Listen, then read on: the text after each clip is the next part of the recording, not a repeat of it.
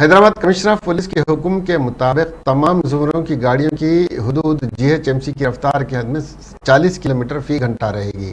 شہر میں رفتار کی حد 40 کلومیٹر فی گھنٹہ ہے، اگر اس سے زیادہ ہے تو کیمرے خود بخود چالان تیار کر لیں گے۔ 1035 کا ای چالان خود بخود تیار ہو جائے گا اگر رفتار کی وجہ سے زیادہ ہو جائے، خاص طور پر درج ذیل ٹریفک والے علاقوں میں۔ دائرہ JNTU کوکٹ پلی، ہائی ٹیک سٹی ایکس سڑکیں، جوبلی ہلز چیک پوسٹ پر، ٹینک بنڈ پر اور سچترا جنکشن پر۔ حیدرآباد ٹریفک پولیس کو ٹینک بنڈ روڈ کے بیار پارک اور سچترا روڈ پر اسپیڈ گن نصب کرنے پر تنقید کا سامنا ہے۔